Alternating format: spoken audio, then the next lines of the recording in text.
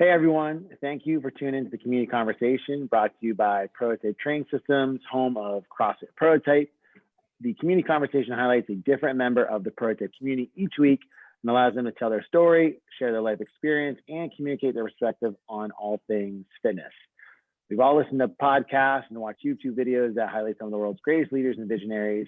And we believe we have some amazing people here at Prototype, and we want you to get to know them. So to that end, I want to introduce our second coach on the Community Conversation, Christina.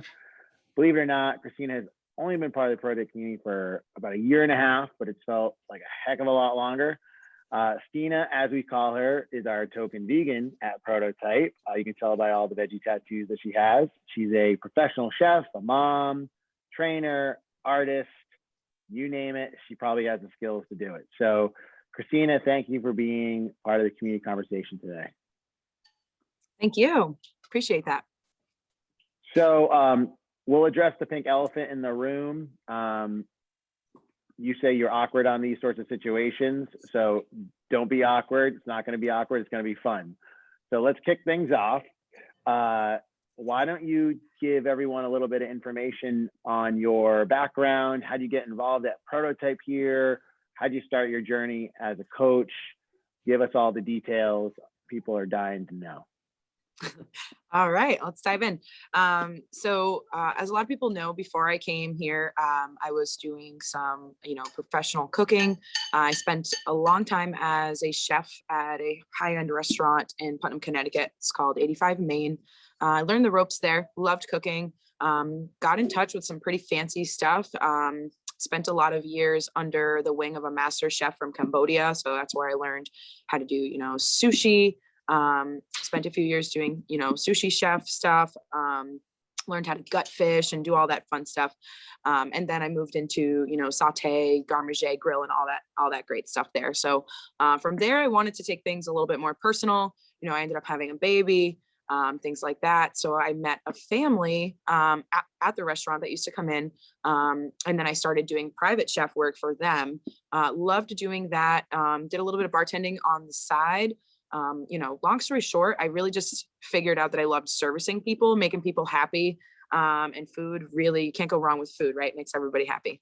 So I did that for a long time. And then, being a chef is really demanding, a little bit more physically and emotionally demanding than I wanted to, spend the rest of my life doing. And I have such a passion for cooking that I still wanted to be able to kind of give that to my family, and the people that I really loved. And I felt like doing it as a career was really draining. So, I figured I really got to figure out another way to service people and take care of people that, to the best of my abilities.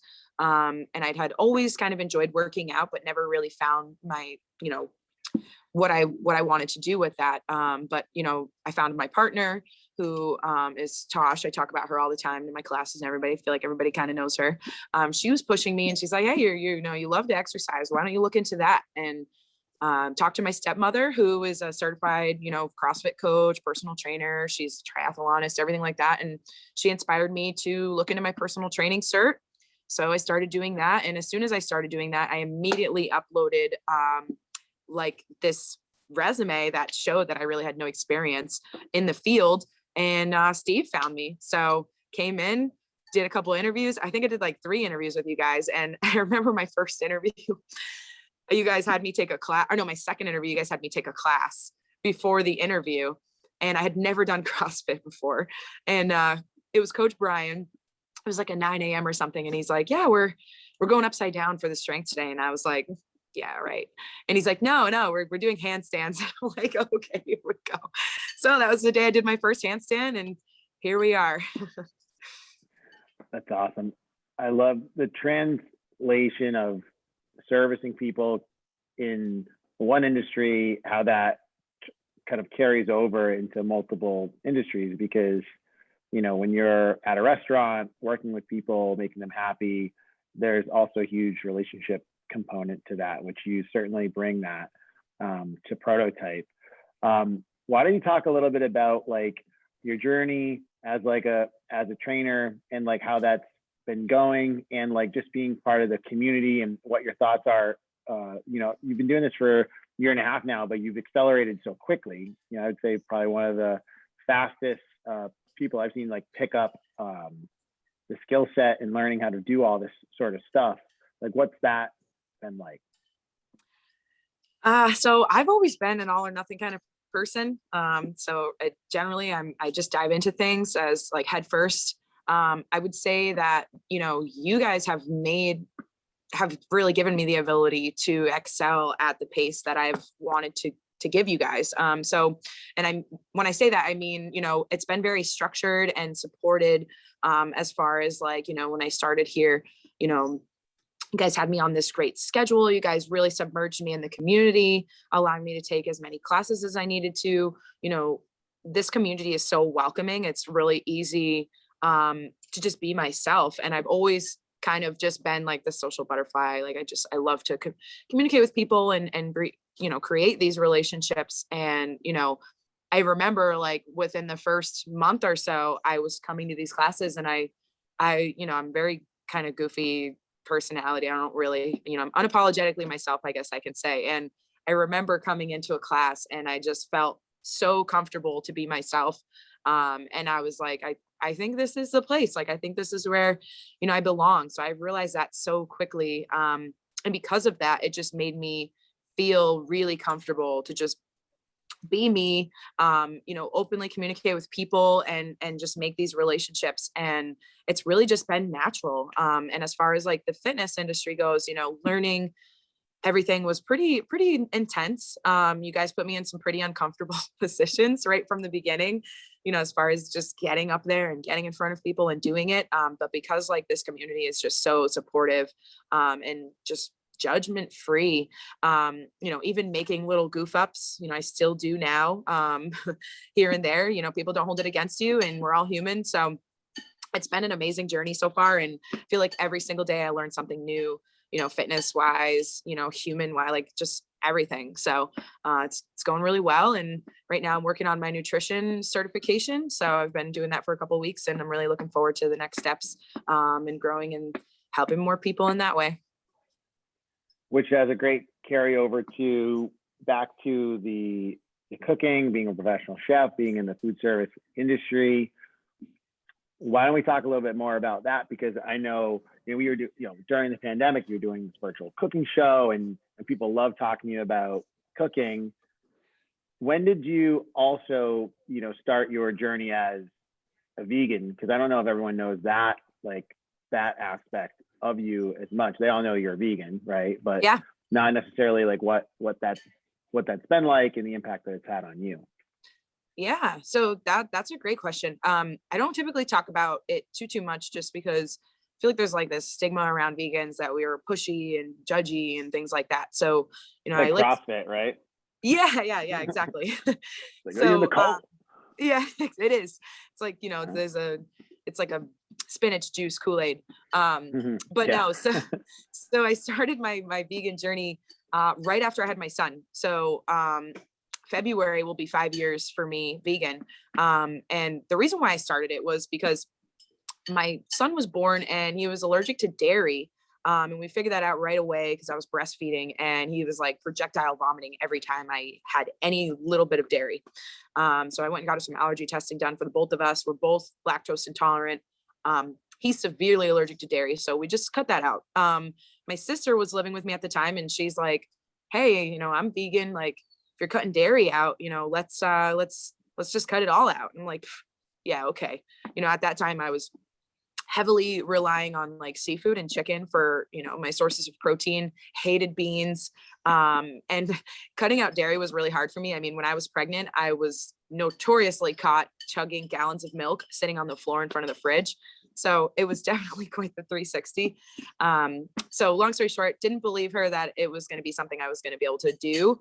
And she's like, come here for a minute, and brings me in the living room. She's like, you got a little bit, let's watch this movie. And she pretty much brainwashed me with a couple of movies, these vegan documentaries that I don't recommend watching unless you're ready to make some changes because they're pretty harsh.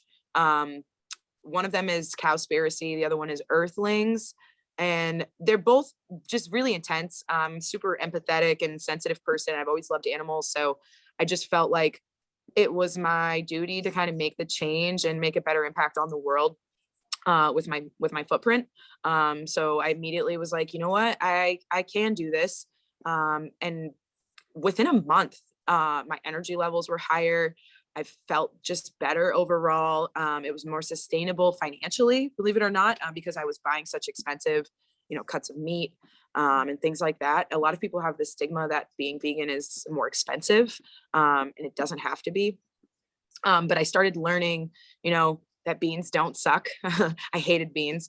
So now like I love them. I eat them almost every single day. And then I just slowly got into the habit of just, I've always loved veggies. So that part was never really challenging for me, but it was more or less just, I think the biggest struggle was finding sustainable sources of protein that aren't the same exact thing every single day, at a higher, performance level, doing more exercise, being able to sustain that. But it's going really well.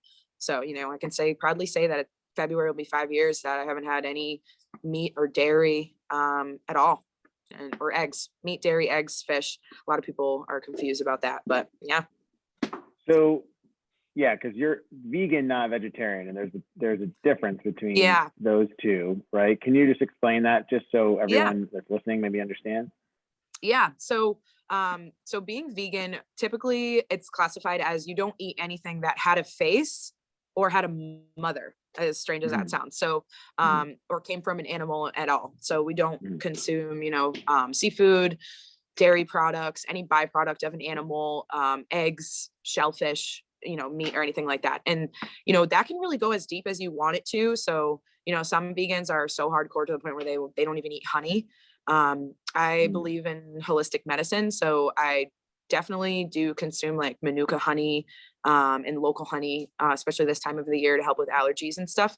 And if you don't know about Manuka honey, look into it. It's really awesome for, healing cuts and other things. It's pretty crazy how it works. But, and then, things like, certain people don't eat like, or won't drink certain wines because they're filtered through, bones or whatever the case may be. But I don't really go to that extent.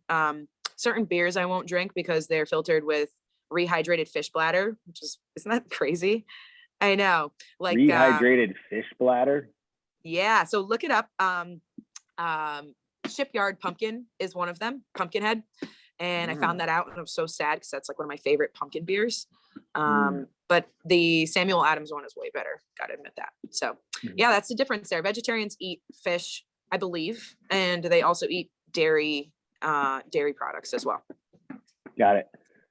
So I have two follow-up questions for folks that may be on that vegetarian vegan side, maybe leaning towards it, that are listening to this or have just questions. Is number one is how are you getting in like your protein sources at like quantities that sustain, muscle building activities? Because you are like working out, right, a lot.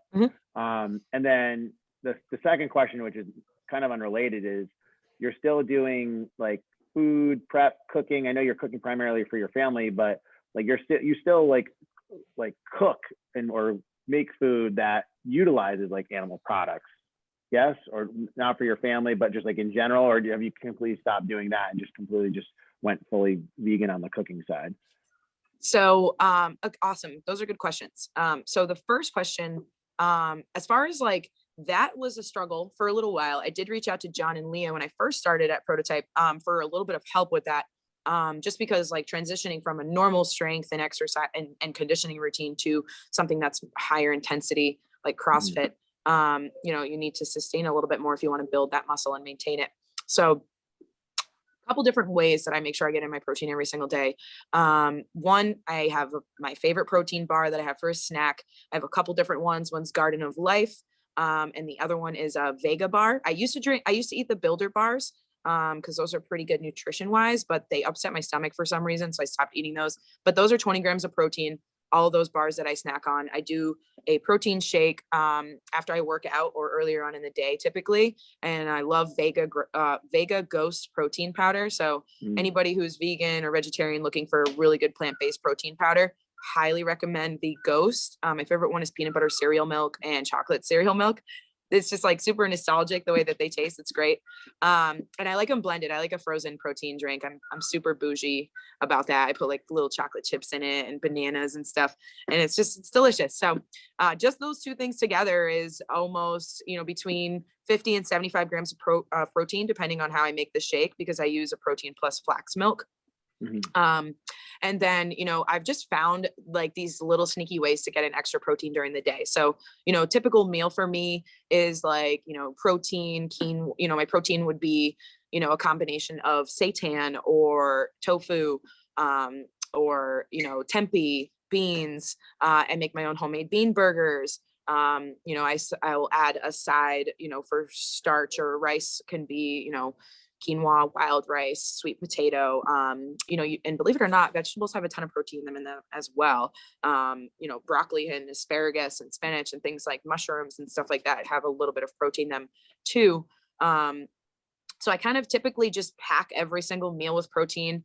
Even my snacks, I try to keep them higher in protein, as far as that goes. So I really haven't had a problem with maintaining that. I started drinking a recovery protein shake at night too. That's helped a little bit. Just gives me an extra like 15 or 20 grams of protein. I bought this cereal that's called High Key, which is like almost 20 grams of protein. And I love cereal. I always have. I drink that with my flax milk. So it's just you'd be surprised how much protein I get. I get at least 120 to 150 grams a day. Oh, wow. Yeah. And it's all through vegan product. Yeah, it's all 100% vegan. That's great. And then the second question that you asked me, so for my family, I prep 3 days a week. I prep on Saturdays, Tuesdays, and Thursdays. And that, obviously sustains for those 2 or 3 day periods, for lunch and dinner. And then breakfast, we kind of figure it out. We do like oatmeal or whatever, protein oatmeal or whatever. But for other people, so right now I'm not servicing anybody as far as like, preparing meals for them. And typically I will try to make a vegan meal that's like sneaky, like I make certain meatball meals or certain lasagna or enchiladas or other meals that most people can't really tell that they're vegan, other than the fact that they're, loaded with veggies. But right now, currently, quarterly, Boston Scientific does having me do like a cooking thing with them, where like they'll kind of substitute their own things that aren't vegan. But I typically won't work with things that aren't vegan unless I'm like, going to a friend's house and they're asking me how to break down a fish or how to, clean up a terrace major or things like that. Because I do know, how to break down like a prime rib. If somebody wants to buy like a huge prime rib, I don't mind helping with things like that. I'm pretty desensitized to it, as far as like, I'm not one of those vegans that's like, oh my God. And unless I'm listening to Dan's, turkey and the wood chipper story, that one's a little cringe. That one's a little cringe worthy. In order to hear that story, you had to have hung out after Friday Night Lights, the after hours in the parking lot to hear that story from Dan. So if you want to hear that story from Dan, reach out to Dan McCarthy. He'll tell you that story. That's funny you brought that up. Yeah, I didn't know we were going to go there. That was good. That's like the only thing I'm like, nope, that's the line for me. Yeah, I don't think many people would be like, yeah, I want to eat a hamburger after that, or a turkey burger. Yeah. After that. So we talked cooking, we've talked like vegan nutrition, we've talked like exercise and working out. Have you been able to like take like all those sorts of things, or I know you've applied the vegan eating to like family life? Like how is how does that work? Like everyone's like all good like with the vegan food, or like I know your son, is he totally good with that, or do you want to, hey mom, can we go to McDonald's and get chicken nuggets? Like, how does that work? Because there might be some people listening to this, they're like, they might want to lean closer towards the vegetarian vegan side, but maybe the hiccup is, being able to, and you have the skill set of being able to cook unique meals and be creative and make things, but not everyone has those skills. So what would you kind of consult or tell folks that are, that might have that obstacle or challenge with kids, getting them to eat these things? Because I didn't want to eat any vegetables when I was a kid, just saying. But no, it's true. That's a good one. I like that. So my whole family is vegan as far as like my girlfriend and my son. My sister and her boyfriend are vegan as well, and they care for my son during the week for me. So that's super helpful. And my girlfriend was actually vegan for like 3 months before I even met her, which was pretty cool. So a lot of people give her a hard time, like, oh, you're vegan for her, good for you. So, but it's funny, so yeah, we're all vegan. My son, born and raised vegan, so he really doesn't know much different. He's 4 years old now, so he's not, he, I don't want to say that we've programmed him to like not want certain things, but we have one, he's extremely allergic to dairy. So we do kind of enforce like, when you're at school, you need to ask your teachers, like, does this have cow's milk in it? We've kind of deciphered that difference between cow's milk is something that we don't consume, and almond milk or oat milk or other milks are things that are safe for us. And as far as like, veggies go, like I'm like a sneaky ninja when it comes to getting my kid to eat veggies. I mean, I go pretty far to an extent to make it happen. Like I do, I make homemade tater tots with, potatoes, white beans, and broccoli. So I'll kind of pack those in with like nutritional yeast as a binder. I'll use like a flax egg sometimes to keep it together. And for those of you who don't know, a flax egg is just like a substitute for a regular egg. It's just flax meal and water. You mix it up and it creates like this, binding texture. So I kind of add that and I pack them in, and then I make them into these little tater tots, and I will freeze them and prepare them and keep them for a while. He eats veggie burgers.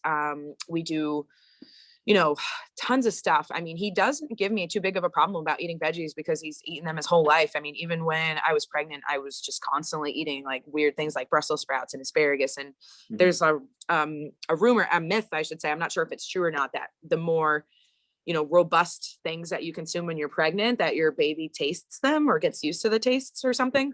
I'm not sure how true that is, but I just chop things up really small. So like if you're trying to trick your kids into eating, more broccoli or more things like that. My son loves white rice. If for those of you guys who don't know, he's half Spanish, so he loves his rice and beans. He's very big into that. So I'll make him like his Spanish rice, and I'll chop up really, really fine, like mushrooms and broccoli and things like that. And then I'll just mix it in the rice. And it's just so small that he doesn't care or really give me a hard time about it. So we try to avoid just like eating tons of processed stuff and just keep whole foods. He loves his tofu. If you make it the right way, it's good. You just got to marinate it, make it nice and crispy, and make sure it tastes good. So, and he's a ketchup fanatic. I don't know why people like ketchup. I love never ketchup. have. Oh, but he loves it. If I give him ketchup, he'll pretty much eat anything. I was a shirt that I saw one day, and it always resonated with me. It's like I put ketchup on my ketchup. That's how much that I use it. I'm a huge condiment person. I like the my sweet. son loves it. Gives it. you a little sweet, something sweet. Yes, I think that's what it is. I think it's the sweetness, because you give him ketchup and he'll eat anything. He'll dip broccoli in ketchup. It's great. I do the same. I would probably do the exact same thing. Your family's so lucky that they have you to be able to cook. I'm starving right now just having this conversation. I mean, I know you've brought in some good treats for all of us to have, and you don't even realize they taste so good. You don't realize that they're vegan, or there's no meat or animal products in them. They just taste really, really good. That's what I strive for. Yeah. Your family is certainly lucky to have you with They're spoiled. with the cooking and all that stuff. Let's kind of circle back on the fitness side of things though. So, you've been doing the weightlifting program with Coach Joe. I mean, you just finished up the Open, crushing those workouts. What are your, like, as a coach, like, what are your goals, or what are your like goals or fitness goals that you're training for or working towards now? Because I think that would be a nice thing to just talk about, because as coaches, like, this is like what we do. We don't work out all day, right? But this is like what we do. But we also have like things that we're working on and those sorts of things. Why don't you talk a little bit about that? Yeah, absolutely. The Open was like such a fun experience. I mean, this community is literally just, they're so amazing. I don't even have words for it. but it made me realize a lot of things. Like my goals were totally different going into the open as they are now. As I'm sure a lot of people feel that way too. But you know, Coach Joe is amazing with weightlifting. Like if you know, if you have any sort of interests or curiosities as far as that goes, you know, you just got to go for it. And I say that because there was just a meet recently, and I went to it, and I was super nervous about it because I haven't been focusing as much on my weightlifting as much, because I was doing programming with Joe for a long time. And I showed up, and it was such an amazing time. Like I said, community is just amazing, supportive. You know, it just felt good to get out there and lift. And that kind of re-sparked that flame in me. Like, okay, I really have a passion for weightlifting, and I need to kind of stick to this and keep it moving. So, you know, as far as like, you know, some performance goals that I have moving forward, you know, I recently hit 175 on my clean and jerk. So I'm kind of hoping to get to, it's kind of an aggressive goal, but I'm hoping to get to 200 by the end of the year. So we'll see. Just got to keep working at it, keep getting stronger. I stopped for a while and focused on just strengthening my upper back. So I was able to get some totem bars strung together for the first time in the open. And that was a big win for me. You know, it's hard, especially as a coach, to take a step back and slow down. So for the longest time, I was like, I just got to keep doing totem bars. I just got to keep doing this. I got to keep doing that. And, you know, the bigger picture was that I needed to strengthen my upper back, my middle traps, and just work on, you know, fixing some things that I had going on in my shoulder that was causing me pain. And I slowed down and I worked on that. So I was able to do that. So now one of my next goals is to hopefully get a muscle up by the end of the year. And, you know, get some chest to bars. Haven't been able to get those yet either. And just, you know, just stay consistent. You know, I'm finally in a really good routine with working out 6 days a week and just keeping at it. So I just want to continue to get a little bit faster, a little bit stronger, just kind of like we all want to. Fantastic. See, everyone, you guys listening, even your coaches have goals we're working on, right? We're all humans. We're all working on things. I like it. Muscle ups, 200-pound clean and jerk. Fantastic. Christina, I got some final questions for you here, right? The spitfire round. You've probably heard these ones. Yeah. This is the 15th episode, so it should be no surprise now. I got to change up these questions. First one is what's your favorite movie, your favorite TV show of all time, and also what are you currently watching or binge watching right now? Ooh, okay. This is a hard one. And I thought about it too. I knew you were going to ask me this, and I thought about it. So my favorite movie of all time, I'm not a huge TV watcher. I very rarely slow down to watch TV. And when I do, I normally just pass out. but I have to say, I think one of my favorite movies of all time, this is an old one, Disturbia. You guys remember that one? Disturbia. Is that with Shia LaBeouf? Shia LaBeouf. Who else is in that movie? Is Halle Berry in that movie? No. There's another little like blonde firecracker in that movie. Disturbia. Got it. It's a good one. List. It's kind of like a scary, like suspense. There's like a little bit of, you know, different stuff going on in that one. It's good though. I love Shia LaBeouf.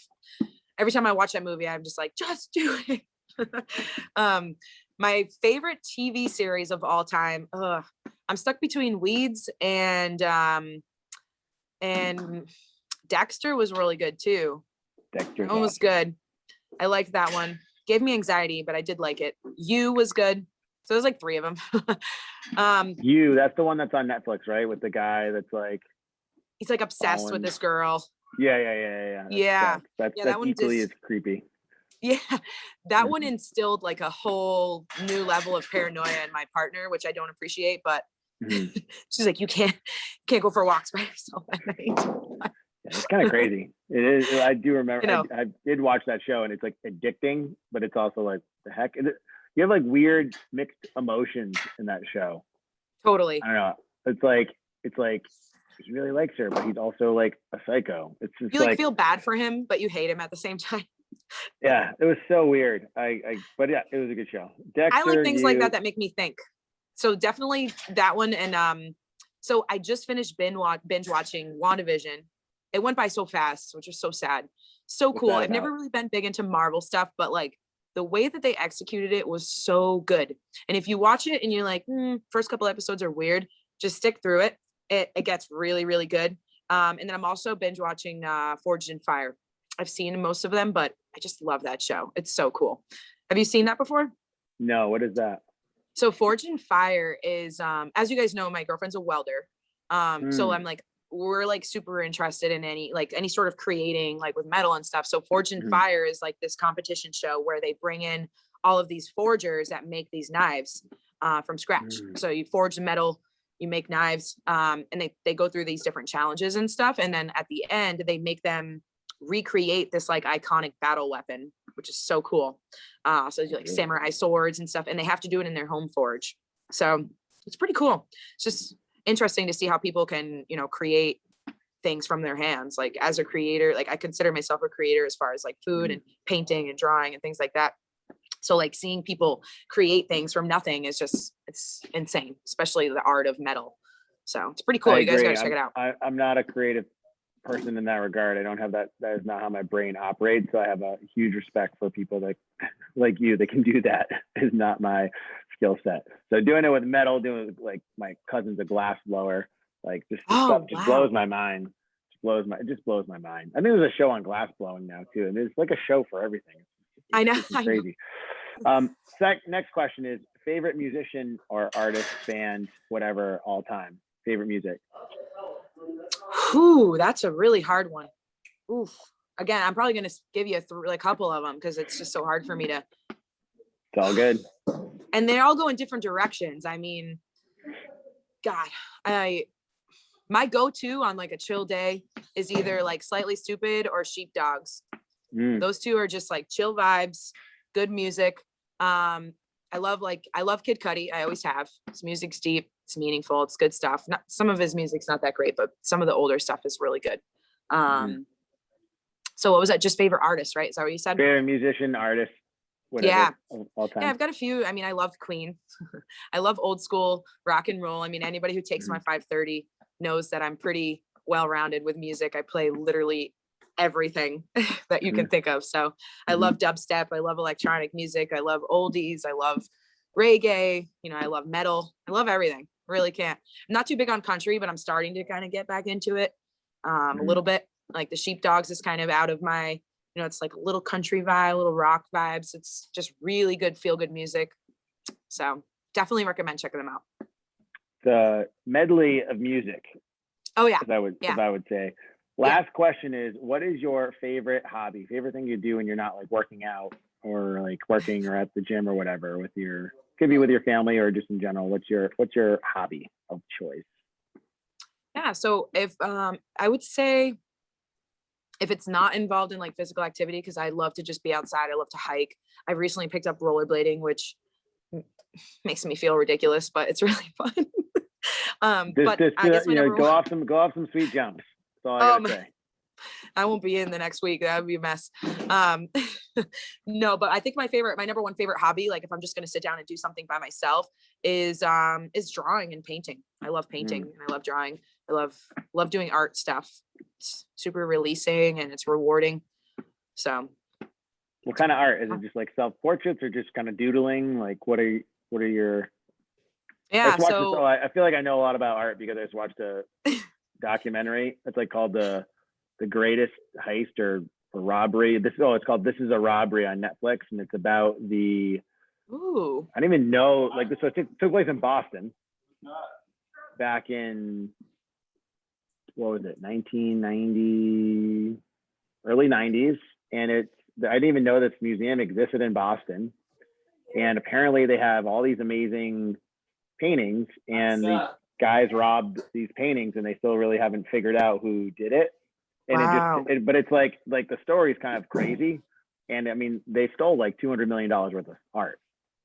Like I believe it. We're talking about like, some serious things. Anyway, I'm pretty much an expert at painting now, or art. No, I'm just kidding. But but what were you saying was your go-to, or what do you do? So, I mean, I love to paint. Like, I love when people give me pictures to paint. So like in the past, I've done portraits of animals. I did a portrait of my mom's cat who passed away. I did a picture for my dad's birthday of him and his little French bulldog.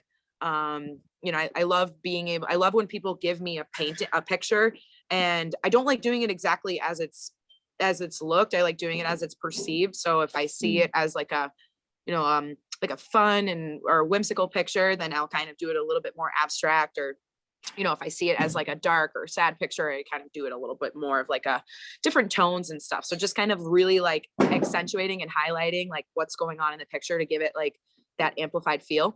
I love recreating images, I guess I could say, is like my favorite thing to do. Cool. Like it. Recreation. Well, Christina, this was awesome. I really appreciate you being part of the community conversation. It means a lot to not only me, but the community and everyone that's watching, tuning in.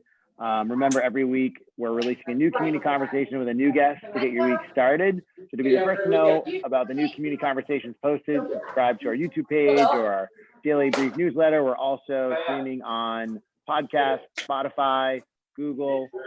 We also post this in our community members only group on Facebook. So lastly, if you are interested in being on the community conversation, just shoot us a message and we'd love to have you. So until next time, thank you, Christina. And thank you. Appreciate it. Awesome. Thank you so much, Mike.